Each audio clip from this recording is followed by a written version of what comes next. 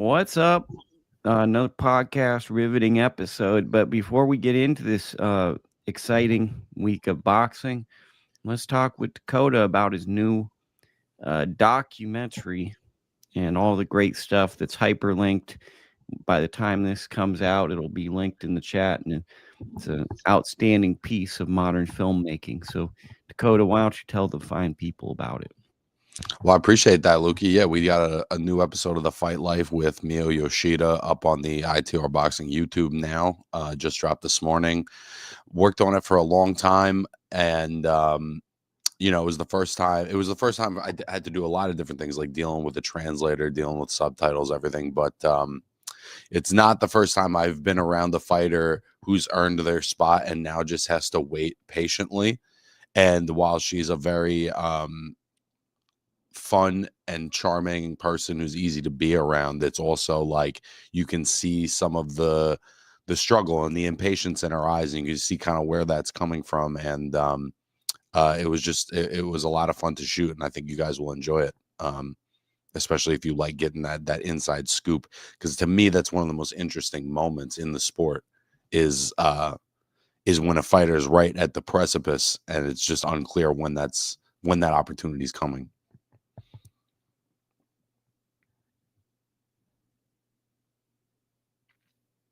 For those unfamiliar with her story, why don't you tell us a little bit about what they could see in this? Obviously, the translating was a big part for you to do something new, but what kind of access do you get in this? What kind of career arc? What do you think the narrative direction? Just, kind of give people a little sell on this to kind of get, your clicks.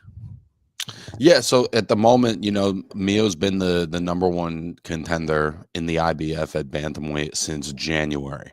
And so, and Trinica Johnson currently being a unified champion. I think she has 3 belts right now.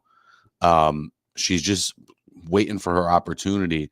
And the few years leading up to this, there was a lot of ups and downs. There was 2 tough, controversial losses to Sharetta Metcalf, hell of a fighter.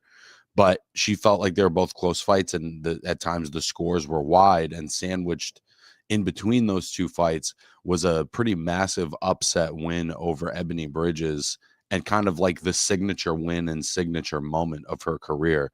And so all that has happened basically in the last 2.5 years. And, it was a long journey for Miyo to get to New York. She was from the country. She grew up in the countryside in Kagoshima, Japan, and then she moved to Tokyo as her fight career progressed. But she was initially a kickboxer and an MMA fighter, and switched over to boxing because those were the opportunities that were presenting themselves. And at times, female fighters have to be a little bit more nimble about the types of fights and opportunities that they take. And moving to New York, she took a big risk on herself. I think it's a big adjustment for her, but I think she's making the absolute most of it that she possibly can. And unfortunately, when you're a fighter and you don't have fight dates lined up, you don't have an income. And so Miyo on November 2nd is going to return to kickboxing for the first time in 12 years because she was unable to secure a fight with Trinica Johnson. And, while I'm bummed for her that she can't get that kind of opportunity in boxing, I respect her hustle and her drive to just take the opportunities that are there and not have an ego about it. Well, you can watch that over. Hyperlink will be there, and it's a great season to do binging.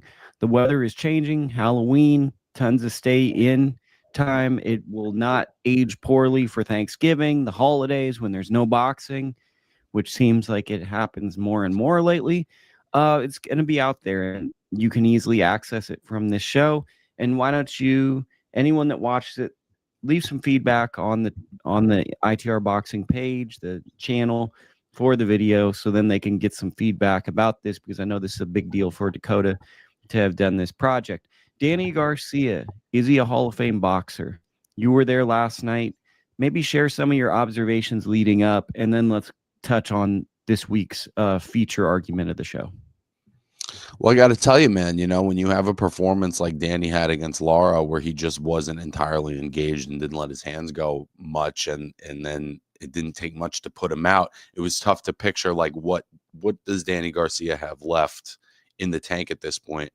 And in retrospect, I don't think that Gonzalez was going to be the one to show just how much he's got left.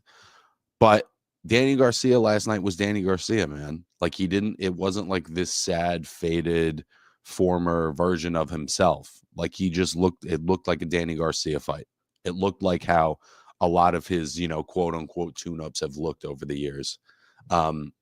And so if that's how he wants to go out, I think that's a beautiful thing. Like, and I said this in my piece, but it's like, how many times, are the last times we see the greats, not their best moments or moments that are tough to watch. So if that's how Danny wants to go out, I think that's a great way to go out.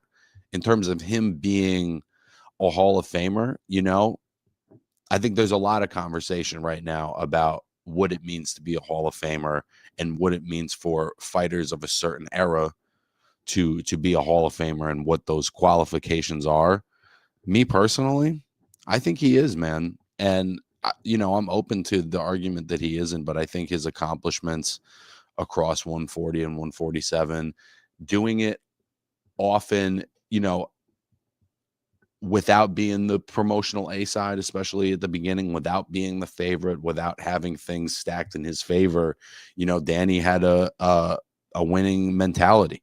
And, I certainly didn't think he was going to beat Lucas Matisse, and then he did. I didn't think he was going to beat Amir Khan, and then he did. And then he'd win fights that I felt like he lost, and then he'd lose fights that I thought like maybe he won. But the bottom line was Danny Garcia took on a who's who of his time, really, outside of Terrence Crawford, who was like siloed promotionally. And outside of the Lara fight, never really gave us like an outright dud. And just in terms of consistency and longevity at the top of the game, I don't see how he's not at least in the conversation. So one thing I'd like you to add, if you feel comfortable, was an observation that you shared with me in private. I'm curious if you'd like to share what you saw in the media workout between both fighters and kind of what you saw leading into this fight. Well, one thing that I saw was that Danny Garcia was a lot bigger than Danny Gonzalez, and it may not have come off that way at the weigh-in and at the presser, but I think once they got in the ring, it was more noticeable. But it was extremely noticeable in the gym. It just felt like Danny was naturally a much bigger, wider, thicker guy, and that Gonzalez, while he was in great shape, just looked like a guy who didn't cut weight and was a naturally smaller guy. And Danny looked relaxed. His feet looked good. I thought he had good bounce in his step. Like, he didn't look like a guy at the end of the line, which is also why I think it would be cool if he were to retire now. And for Gonzalez, I think he wanted it really bad, but it was just a levels thing, man. It was just the amount of effort that he was going to have to put out, to do certain things, and the little effort that Danny would have. Like, that left hook for him was just effortless. You know what I mean? And it put him to sleep, and you just saw the levels there. Levels, and I think the other thing is fluidity. Danny's fluid, and he's a big timing guy. And the guys that have given him issues are the guys that can match his fluidity or can counteract his fluidity and slow fights down and make his greatest attribute is his punches can go together, they sequence together, and he can punch with you and time you. When guys kind of take that away, that's been his issue, is he doesn't really have a plan B when you take it away. To me, Daniel Gonzalez didn't really have the ability to really punch in combination that well. He'd kind of get himself out of sorts, and it felt like at times maybe his defense was an afterthought. He was punching, and then he'd kind of forget to get back on defensive moves. And Danny just exploited some of those vulnerabilities. And that adds actually to some of what we were talking about off air. When they were doing the mitts, when Danny Gonzalez was doing the mitts, it was like every move had to be called out. There wasn't defensive instincts. They'd have to tell him to weave. They'd have to tell him to block. And he would respond, and then he would do the thing, but it wasn't in his bones, in his instincts to respond defensively. Yeah, interesting stuff. As for if Danny's a Hall of Famer for me, I compare him to a baseball player named Mike Mussina. a Yankee, where it was like he was pretty much like the borderline guy for the Hall of Fame. Like he had the credentials, but I wasn't fully sure. He got in 2019. My gut feeling is Danny gets in, but he's going to be a guy that's right on that line. Like he didn't quite get into the Hall of Fame effortlessly, if that makes sense, because the beginning of his career was amazing. You know, I date back to like, okay, he has a close fight with Theo Fain. People think the book is out on him. Then he goes on some runs. You know, Kendall Holt was a perceived 50-50 fight when he fought him at that time. Eric Morales, people forget the first Morales fight was a 50-50 fight where people thought Eric Morales had a real chance, given how, in all honesty, Danny hadn't separated from a level of opposition. And then we get the Amir Khan fight where nobody picked Danny to beat Amir Khan. It looked like a vulnerable champion for Khan to get a belt. And then you go, he does what he does to Morales in the rematch, and then he goes and beats Matisse after the Zab Judah fight. That's a Hall of Fame type run. I think what hurts him is he had a really bad 3-fight stretch in his career. He had the Mauricio Herrera homecoming Puerto Rico fight, which he more than likely lost, but the judges didn't agree with. I haven't really ever found a fan that thought that he won that fight. Then he follows that up with, I believe it was Rod Salka, which was just a fight that really shouldn't have happened, and it felt like it was a confidence builder. And in hindsight, it was a tune-up that really, you know, I think it brought him back to light. But coming off of that performance with Herrera and given the star potential and the rise he had come from an underdog, I think it kind of gave people a bad feeling. Like, you know, he went from this underdog to kind of like an A-side advantage fighter. He had so many underdog wins, and then it seems like he was taking a softer road. And then the Lamont Peterson fight was very close. So I feel like those 3 fights right there impacted his goodwill from the first part.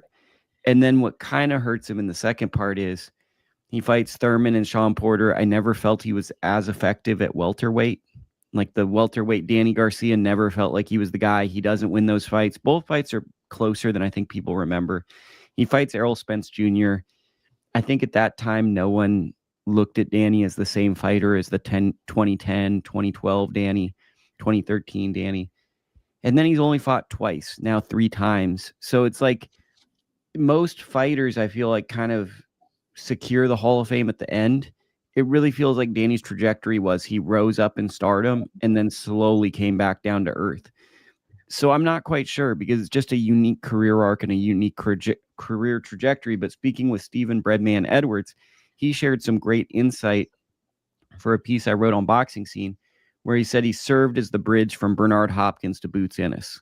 He was the boxer in Philly. And I think that alone might be a Hall of Fame thing, is that you were a fighter that was notable, that served in a major boxing community as the man for a decade. Like he was the guy after Bernard. That's the thing, man, is the longevity. I think that's what really sells me on Danny, is just his ability to stick around and be relevant for as long as he is. You know how hard that is in boxing, bro. So many people come and go so quickly, but when you have a 15, 16-year run like that, where you're just in the mix, I tend to give a lot of praise to that. I think 13 or 14-year main event fighter. You know, that's something to be said, is that he main evented fights for nearly a decade and a half, you know, and he probably will. And I think that's something that we often don't tally as an accomplishment, but that really is a feat.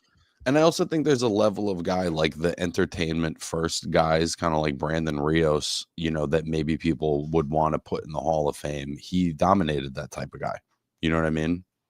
Well, and I think that one of his most impressive wins to me was Adrian Granados.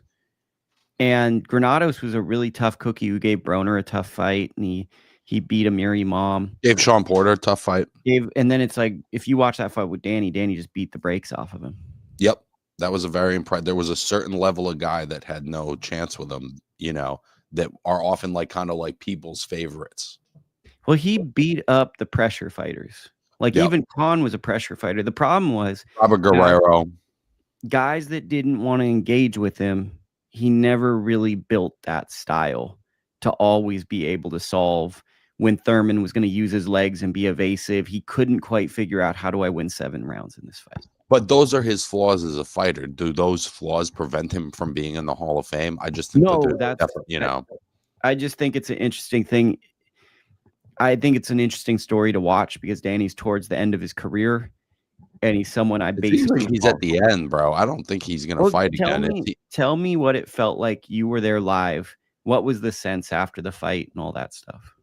I think he looked relieved, man. Like, I think it went well. I think he genuinely prepared, and I think that that was how he wanted to send off his career. You know, because he has some ability still, it wouldn't blow my mind if we saw Danny in another fight because opportunities may come his way. But I think it looks like that's how he's ready to put a bow on this. It'd be a good send off, man, because I think he was the first. He was the first fight at the Barclays Center, Mm-hmm. and I think it would be nice if he finished his career in the Barclays Center because to me, he really became a capital G guy fighting in Brooklyn and really establishing that venue as a championship boxing venue that could rival Madison Square Garden. And I think it would just be a nice historic feat. Any other observations from this card you were at last night? And let's read the chat comments. Shoeshine Boxing, Lukey Dakota salute. Yeah, size looked noticeable in the ring. Mismatch. Yep. I was impressed at the 6'7" Polish heavyweight. Want to see more. Looks like Danny can use his name for one more 154 big fight, just like Thurman. I really hope that doesn't happen because I just don't like seeing fighters have to, for lack of a better word, like do like a Marvel movie or like a franchise movie of their name and on the way out get paid. But it's like those fights I don't love. And I never loved them as a kid, seeing the guys that are on the way out kind of what can I get paid? What young up and comer wants to fight? Like it doesn't tickle my fancy. Like I don't want to see Danny. Not that it would happen, but like imagine Boots Ennis versus Danny Garcia in Philly. Like we don't need to see that fight. But any observations from this undercard? Listen, there was a lot of talent on this card and there was some good fights and whatever. It was really long, Lukey. And I think that's worth noting just as a fan and as a spectator. You know, I got to the arena around 4:30 in the afternoon, and I'm pretty sure Danny Garcia was walking to the ring at 12:30 a.m. And it just felt like his finale to Brooklyn and maybe to his career would have gotten a little bit more like respect and engagement from the audience if they hadn't been hanging on by a string since the Rosado fight. It was just too much.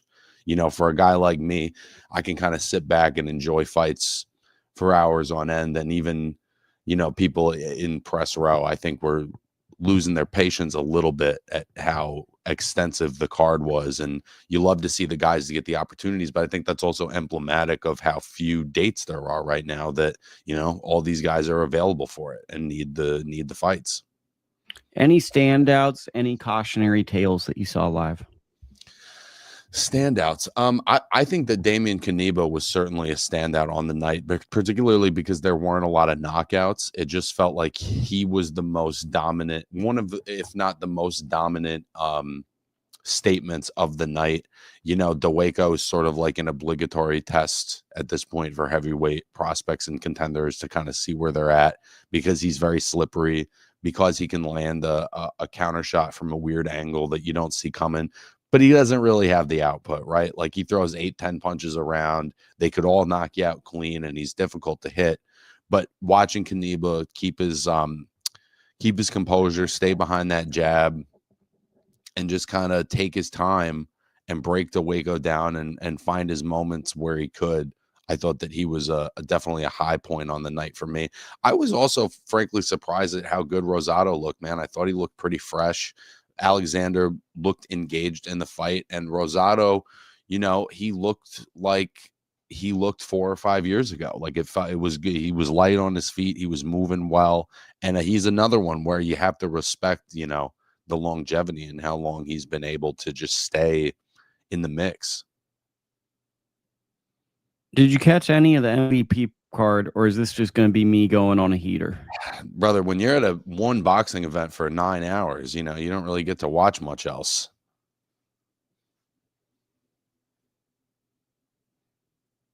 So that means it's going to be me going on a heater. Main event on I'll say Lulu Juarez, Lourdes Juarez, can't say the name. Lourdes defeated Yesica Nery Plata, who I think her skill set is that of a Hall of Fame boxer. Juarez, you might remember her sister, Mariana Juarez, La Barbie, came out, and I knew this was going to be a real good fight when you saw the passion her older sister brought to the ring. Like, you could feel a grudge match type vibe. Razor thin fight. Broadcast team, which I think did a fine enough job, really liked Nery Plata's or Plata Nery. Let me look at the name. I think it's Nery Plata. Yeah, I have a problem where sometimes I get a little dyslexic with things, so it's important to honor people's Nery Plata, because I want to be actual. It's just sometimes I reverse things, and I don't want people to get offended because of my issues. Nery Plata obviously landed the straighter punches. She was the better boxer, in my opinion. Juarez made it a fight. So the way I saw this fight was 2 rounds, Nery Plata easily wins the first 2. Next 3, I thought Juarez won those. Then from rounds 6 to 8, it could have been anybody. It was 50-50. What do you favor? And then I thought they split rounds 9 and 10. Juarez walks away with a majority decision. Really, I think an impressive title defense, because I think that a lot of people, myself included, looked at Nery Plata. She had never lost the title. She had been inactive for 2 years. It's been a long run for her. But she had been inactive. She beat Sarah Barman and Kim Clavel the year that she became inactive, 2023. That was like a fight of the year type year, a standout year. To win this fight at basically Juarez's point in her career, which is the end of her career, I thought it was kind of a statement win, and I don't really think it impacts Nery Plata, because I think a lot of people also think Nery Plata won the fight. But what I appreciate about this fight was this used to be the fights that maybe we'd see on Spanish language television at 11 o'clock at night, or we just would hear about, hey, there was this really meaningful fight that happened somewhere. Here's the result, but we never got to watch them. And what I appreciate about this was MVP put together a fight that deserved television coverage, a fight that deserved attention, and put it on as the lead fight. And I did appreciate that, because this fight felt like a really big, impactful fight with the way the two fighters fought, with the way they dressed. It felt like a title fight. I think that sometimes we watch title fights and there's a lack of urgency. I always go back to the legendary one for me as Mike Jones versus Randall Bailey. It felt like an undercard fight when they were fighting for a title. And this fight felt like a consequential title fight where the 2-minute rounds, fast paced, they both wanted to win. Maybe some controversy. Maybe it could be done again. It was a great fight. The co-feature was Juarez versus Rosario. Omar Juarez versus Omar Rosario. Once again, this fight starts out 3-4 rounds, pretty even. And then we get to the meat and potatoes. Juarez starts targeting the body. Rosario loses a point, probably around round 7. Then he loses a point in the last round for, again, holding. For holding. 7th, he got it for holding. 10th, they called it unsportsmanlike conduct, but it seemed like the unsportsmanlike conduct was holding. Juarez really separated. So Rosario, I hate to say it, but now he's occupying that space you never want to be in, where you've lost to kind of the good fighters, and now you're at your 3rd loss, and there's no such thing as an easy fight. So if you want to make this a career, you've got to be really mentally strong, and you got to improve on what's working. Seems like the issue for Rosario is he's not able to keep pressure fighters off of him, and Juarez was able to fight downhill, and he was on the ropes. Yeah, Rosario doesn't always give you a reason not to close range. And it was Juarez was able to kind of target his body at will, and he didn't really seem to fear the shots coming back, which I thought was kind of tricky. Now, what I should bring up is probably the round of the year. Sebastian Juarez, the younger brother of Omar Juarez. There's a lot of Juarezes on this card. I've gone 3 straight Juarezes in a row. So Sebastian Juarez fought, and I should look up the guy's name. It's an amazing fight. So he fought Demarcus Layton. So it was a developmental undercard bout. And what happened was Layton knocked down Juarez. Juarez lost a point in the round and then proceeded to knock Layton down 3 times and get a stoppage basically at the bell. It's more than likely going to be the round of the year because of the chaotic nature of this round. Prospect gets dropped, gets up, and then stops his opponent 45 minutes from his hometown. Pretty fantastic performance. So that's notable thing. Chicken Metcalf, Sharetta Metcalf upsets Crystal Rosado. I've seen some people say it was like controversial or whatever. I thought she fought an amazing fight. The punch stats saw it as a close fight. I saw her controlling kind of the action and keeping Rosado away and landing the cleaner, more effective shots. I thought she won this fight. And I think that this kind of speaks to Metcalf, where when you counter out and most fighters would break, she got stronger. She had, I think a lot of people saw this as a stepping stone fight with Rosado using the name of a former champion who's an older fighter. And she didn't behave like this was a stepping stone. She got herself back into contention. So I thought that was interesting. Delcy Robinson, the unified middleweight champion. Listen, Omar Rosario maybe could take a lesson from Sharetta Metcalf. Yeah, I mean, I'm not saying he's done by any means, but there's a mentality shift that he has to change because he's a little too comfortable sitting on the ropes when things are going wrong. Yep. There's just something has to change there mentally. Desley Robinson stopped Logan Haller in 2 rounds. She beat Kay Scott to win the belt. She's a unified women's middleweight champion. Something was off with Haller early on. I'm not sure if it was what it was, if it's just I was around Logan in 2019, saw her train. When she took shots, it looked jarring and confusing. It looked like they rung her bell to the point where she was no longer able to defend herself properly. And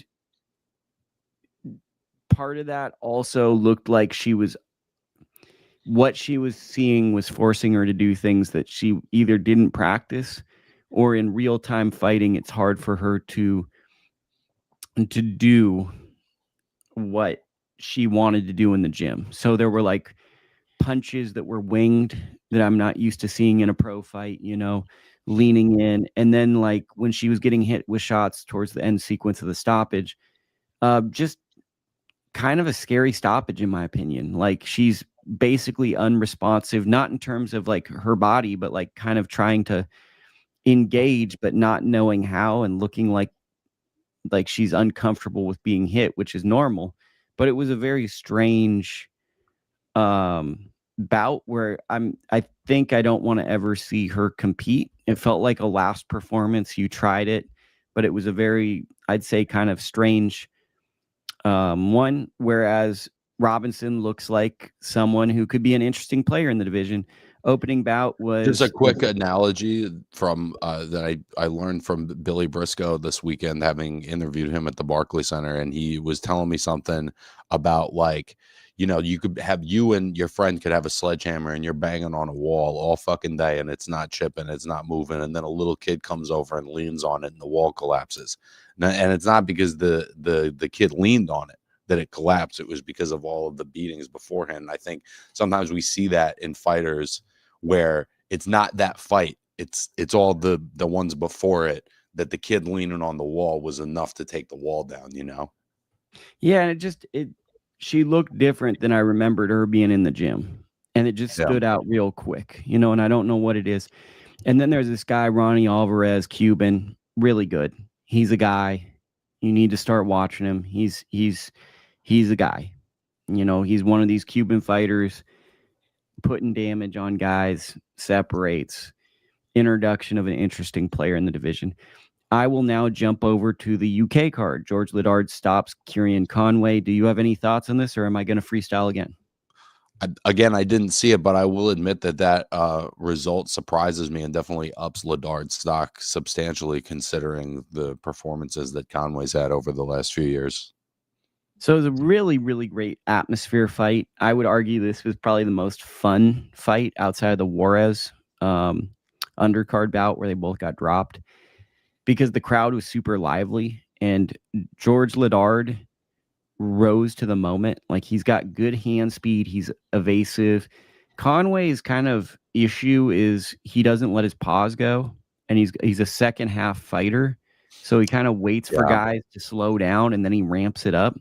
And in this fight, he suffered, I believe, like, basically it looked like his hand was hurt in the 8th or 9th round. So on top of like Liddard targeting the body, on top of like the speed being an issue, then it looked like he was compromised with an injury.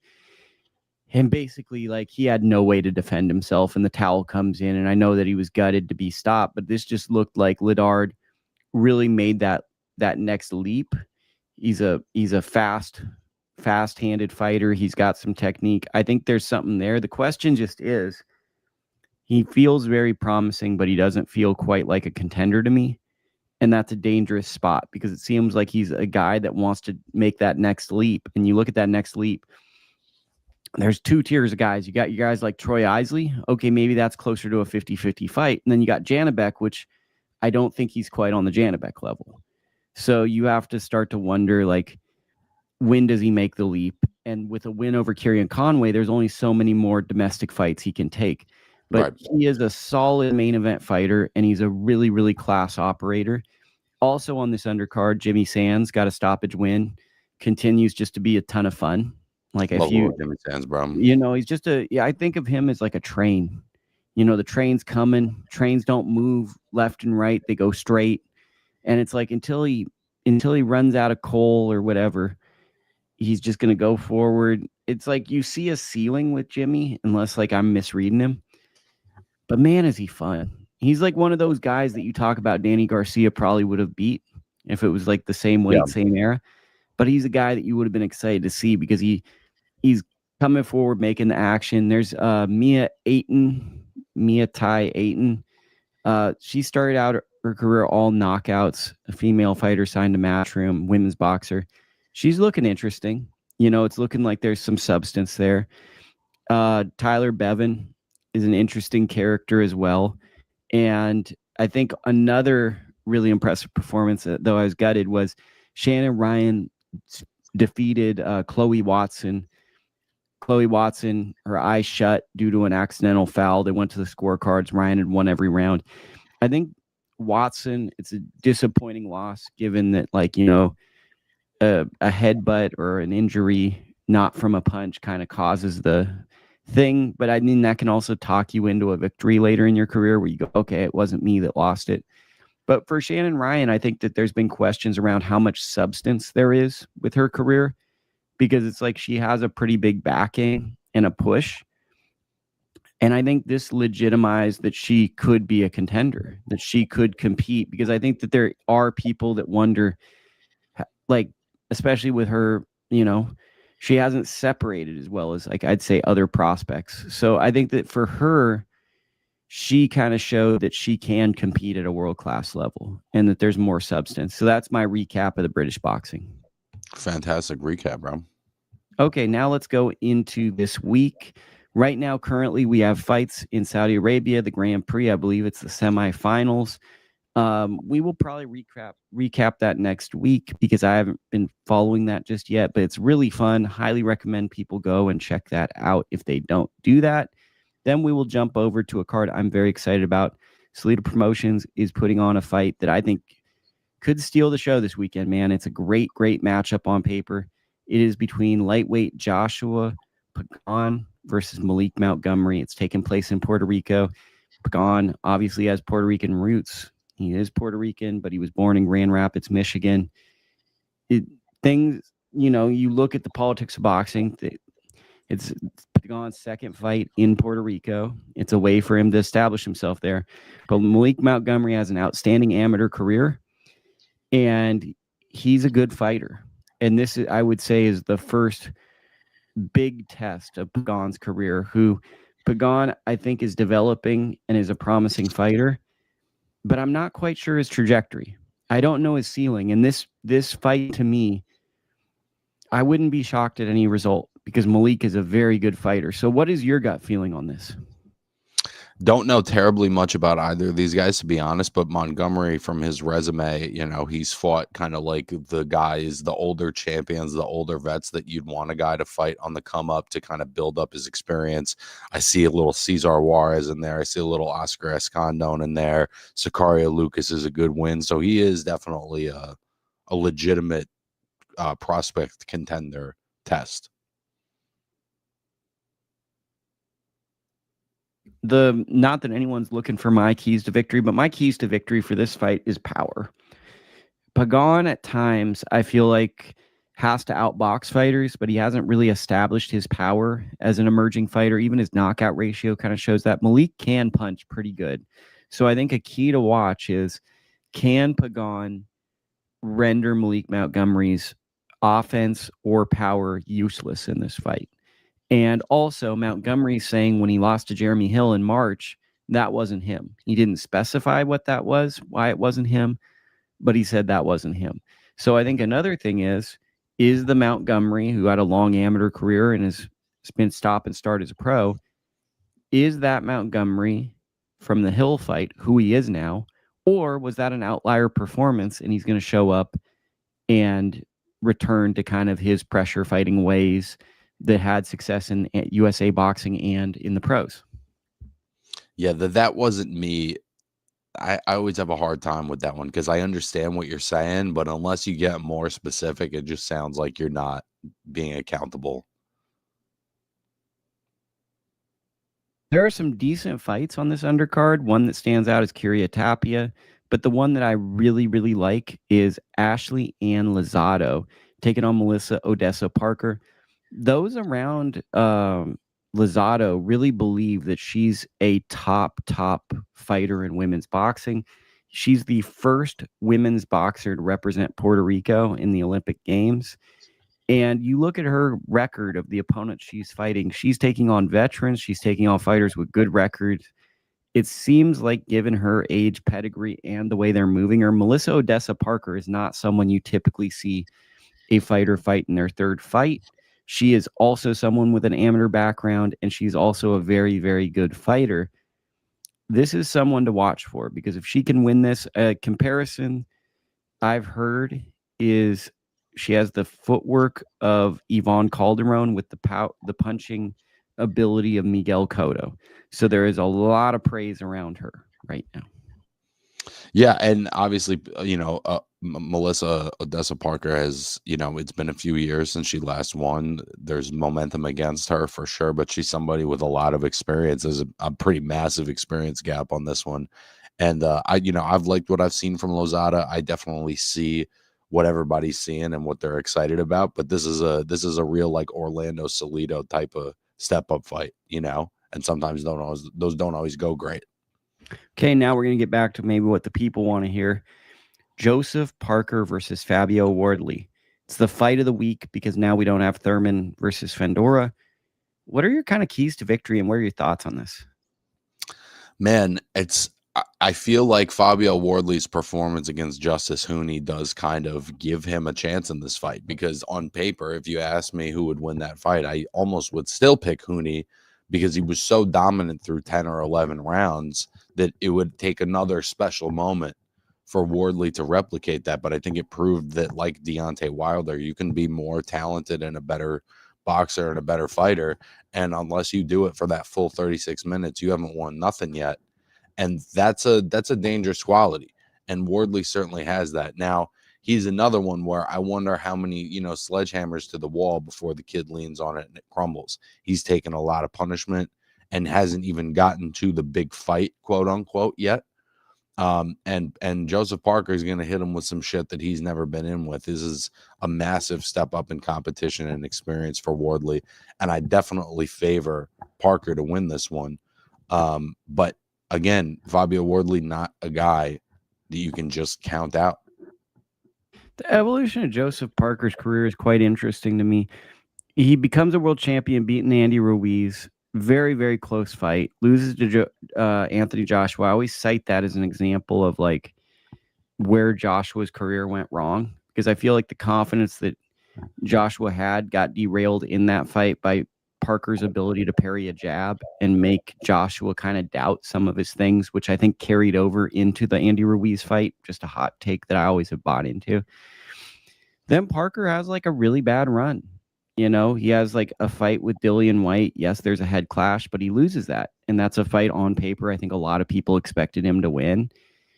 He also loses to Joe Joyce in a fashion that I think most people would signal the end of a career. They wouldn't think that you would come Ironically, back. it was maybe the end of Joe Joyce's career. But it's kind of weird, right? That he did that. And then he had a really close fight with Chisora in the first bout that I don't think should have been as close as it was. So I think most people, by the time the Joe Joyce fight happened, looked at Parker as a guy on the tail end that was going to be a stepping stone. Whereas Wardley was, you know, an explosive guy who came to boxing in a non-traditional fit manner, who has a lot of power, but I think no one ever saw him getting to this level ever. So you're seeing two people that maybe in 2020 or 2021 you would have never imagined would have headlined a pay-per-view or been two impactful heavyweights at the highest level of the sport. And I think that's what's most fascinating is it's like Parker is a talented guy who's basically redeeming himself at the end of his career. And Wardley's a guy who's probably most comparable to Deontay Wilder, but not as accomplished in the fact that he just can land punches and he has faith in it. I'd I say also think he's a little bit more coordinated. Like he has a little bit more technique to go with that power and maybe the power is a little bit less than Wilder's, right? But I think the other thing that gives me confidence for Parker is we've already seen him walk that tightrope. We've already seen him do it for 12 rounds against Wilder, against Zhilei Zhang, against guys that can put you out in an instant. He's already walked that tightrope. Even Anthony Joshua, can put you out in an instant. And he's just never been in that position. And particularly in recent years with the improved conditioning, his boxing ability and mobility generally is going to be a handful for any of these bigger and stiffer heavyweights. I'd also add Dillian White and Chisora to that list. Those are big physical guys that can put you out. The only person that ever did it to him was Joe Joyce, who just took a ton of punishment to get the job done. Like Joe just had to take a lot of shots in order to get that through. My gut feeling is Parker makes this look easy. My gut feeling is that Parker, and I think the other thing about this fight no one's talking about that we always talk about Parker is you get in when they're with Parker and he starts letting those hands go and they're faster than you expected. And all of a sudden, like they're faster than most heavyweights. But I think that like even that they know it's going to be fast, but then they get in there and it's faster than they think. You get what I'm saying? Like you spar a guy. Sure. And then all of a sudden you're in and you go, oh man, he's a little better than I thought. You always want to get in there and think that the guy's better than you think. And then you have to tamper your expectations, go, oh, we're ready for this. Right. I think part of his thing is he gets in there with a guy like Joshua and like, you're not able to be calm because some of those punches, especially his jab, he just fires it. And it's kind of hard to see it because he doesn't have a tell. He just shoots it, pops it, shoots it. And it's like pretty consistent, but it's not on rhythm, if you get what I'm saying. So you can't time it based on rhythm. He breaks patterns. He'll throw a right on an offsetting jab. So now I'm kind of going inside boxing, but he'll throw a jab, wait 3 seconds, throw a right hand to see if you're trying to time it. He'll feint to the body. He'll feint a jab, throw a hook behind variety. I think you're speaking to variety. That's part of what has made Usyk so dangerous through the years. These guys that are not the biggest, right? Parker's a big guy. He's 6'5", probably 230 something, but he's not the biggest heavyweight. And what wins him the fight is the mobility and the variety that so many heavyweights in the Klitschko and after era of heavyweights with these power forward looking guys, they just don't have that. And what they lack, what the Usyks and the Parkers lack in power, they make up with speed, timing, and hitting you with shit you don't see. It's the feet combined with the hands. His feet are educated, but his hands are free. And I think a lot of times you have good movers and they don't let their hands go. I think what makes Parker dangerous is his feet are free when he's in the ring. And now with conditioning, you let him go. For me, the way I see this fight, and who knows, I'm probably wrong, is Wardley will probably come out, be very surprised at how fast those hands are. He might sell out a few times. Who knows what does that? But I think that Wardley's going to really have to save himself for that. Like, I think he's going to be down pretty big, and he's got to save himself to hope that he can catch Parker later if Parker has to use a lot of momentum. I don't see Wardley having a lot of success early in this fight. I also don't think that he can do the thing like he did with Hooney, where he's just waiting and taking punishment. Because Parker's not going to be somebody that falls apart. He has enough experience that he knows how to get through a fight like that without getting caught. When you have a one-punch puncher, no fight is a mismatch. But when you look at him, experience, talent, skill set, there's a big gap there. The thing that makes it a fight is a big gap with Hooney. But you get what I'm saying? The thing that makes it a fight is Wardley's got that one, the walk-off home run. You know, there's been a lot of good baseball players who can't really hit the ball, but when they hit it, it's out the park. They strike out and they hit home runs, and they're some of the most feared guys in the lineup because of that risk reward with them.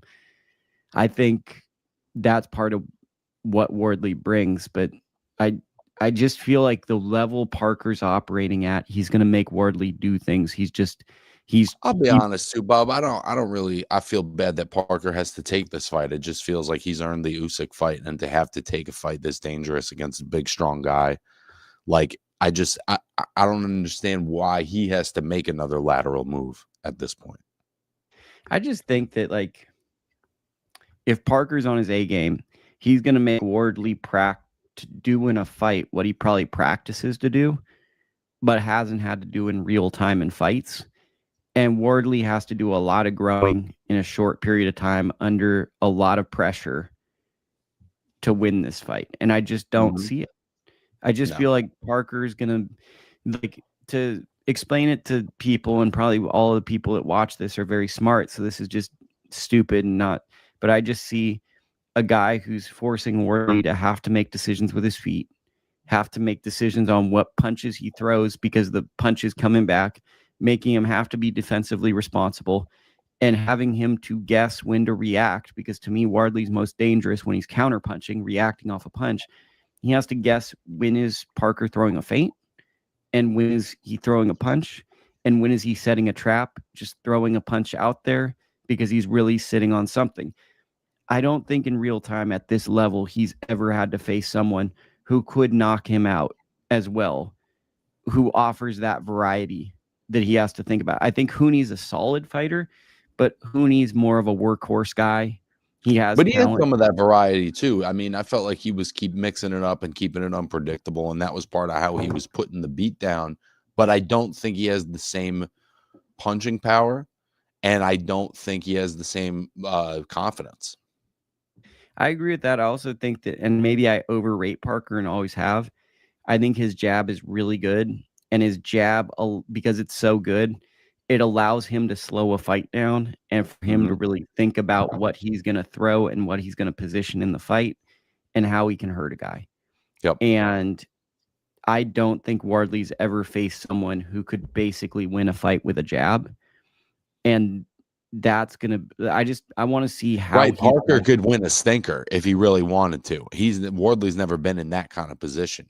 Like Parker really could just jab, right hand to the body, stay on the outside, smother, and just kill the clock, and would win easily. And that's what I'm saying. So, like, I'm expecting that in the first 3-4 rounds after Wardley does some things. And what's the adjustment Wardley makes? Like, what does he mentally think is the move? Like, what does he go? Playing harder. But, like, that's, to me, going to lead to problems, because then Parker could possibly, being the vet, make him think he's having more success than he is, because that's those real good veteran. That's the Usyks and stuff. Oh man, you're having success. And he knows that that's going to give him these big windows, because that guy's thinking, oh, I found something. I found something. Because, like, I could see Parker sitting on the ropes in this fight at periods, and people are like, oh, Wardley's having success. And he's like, okay. And then all of a sudden you start seeing some shots that are really heavy coming back. And I also think that, like you touched on, Wardley doesn't have a big variety. And I think that's going to hurt him in this fight too, is not just he's got swing hard and he's got swing harder. But it's like you're fighting a jab, which is the hardest thing to beat in boxing. You're fighting a guy that can move, and you don't have a ton of punch variety. And it's like, I think this is going to be a levels fight. And I think Parker is going to show that he might be, after Usyk, the best guy in the division. I think it's him and Agat K-Bell. He's already shown that, though. Well, he's already shown it, but it's like, how much more confirmation do you need? Does he have to clear out the whole division to get the no, fight? he's there. He's there. I think that this is more so like, I don't know the politics, but he probably wants to fight. You know, for whatever reason, Usyk can't come back, and Usyk's earned the right to come back whenever Usyk wants to come back. Agreed. Because he's done. So I think that this is Parker wants to fight, and this is the guy. I also don't think a lot of people are signing up to fight Parker because he's a really hard fight, and there's still that it's kind of like the reputation that like you won't get that full credit for a win over Parker because he's had lulls in his career, and there's fans that haven't been watching these recent performances. Or it's like, oh, he's going to fuck up my chances at a Usyk fight. When I think that's it, too, the politics of boxing, which is always front and center. Our favorite. Our favorite. We're actually a business show. But yeah, that's this fight, undercard. Like, I'll read it to you. I don't know a ton of these guys, man. This is then I'm fucked. A very domestic card. I'm familiar with Ezra Taylor. I think he's about that being a pay-per-view. Well, I mean, it's just like, I think we're at a point where we rarely don't get boxing pay-per-views. It feels like the sport is at such a position that networks aren't just providing boxing outside of the zone, really. And it seems like we're in this weird transitionary period, like in 2011, 2012, where there were just random website, you want to see the fight, it's X amount of dollars for a stream. So, I mean, I don't love it, but like, I also feel like that's just what boxing is right now, is that we're in a transition between eras and people are trying to figure out how to make the sport profitable. And the great thing is, and what I applaud DAZN for, is they put out highlight videos.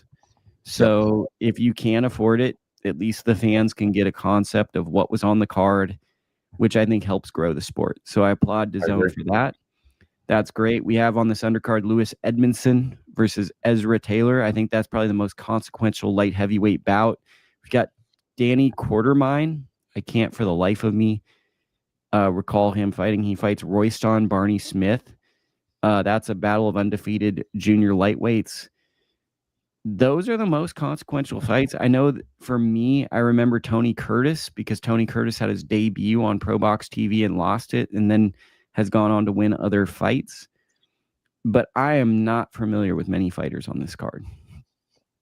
Me neither, Bob. And I'm sure I'm guessing that there's local appeal here that's for that UK Brit crowd that they're going to appreciate, but there's not much in it for us. It's a British fight fans card, and if you're interested to see it in the US, you have to pay some money. And if you're interested, you should be happy that you're getting it, because there was a time where cards like this were unavailable to American fight fans, and it honestly wasn't that long ago. So if you're that interested, you will pay for it, and it's better than not being able to see it. Let's go over to also, not for nothing, real quick, Danny Quartermine versus Royston Barney Smith sounds like a fight from the 1930s. Please continue. Yeah, that does sound like one of those. There was a show in LA this weekend. A lot of top-ranked fighters on it. Notable results from this show: Andreas Cortez gets a win. Perla Bertazuda, the recent top-ranked signee, said it perfect, gets a draw. Kind of a surprising outcome. Guess that was a great fight. Elvis Rodriguez gets a win, and your guy Albert Chop Chop Gonzalez, my favorite prospect this year in all of boxing, defeats Leonardo Baez. I guess it was on millions.co or a streaming platform of some sort, but I was unable to see this one. Those are just results that happen because those are meaningful contenders. So if anyone is out there and was curious about what's happening with those fighters, those are the results. Yeah, those guys are, I would say, too significant to just get buried like that. Yeah, I mean, it is what it is. And then finally, our final topic is Husan Dostumbayov. I think I said it absolutely perfectly.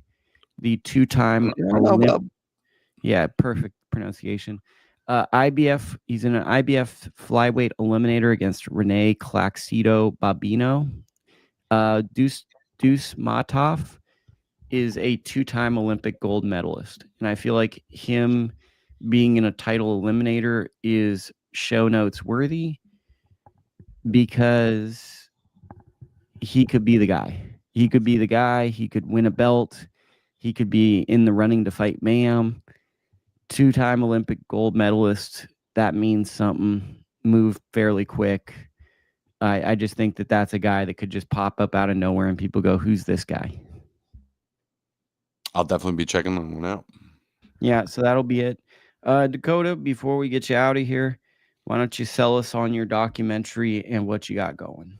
Please go check out The Fight Life with Miyo Yoshida. It's out now on the ITR Boxing YouTube channel. New episode of the Slip and Weed podcast coming out Wednesday with my guy, Harry Gigliotti, one of the great characters in the fight game. Looking forward to you guys seeing that too.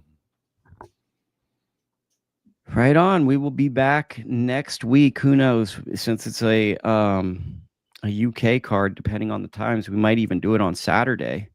If they finish reasonably, we might be able to bang that one out. Getting crazy. So we will see you guys next week. Thank you to everyone that participated in the chat this week.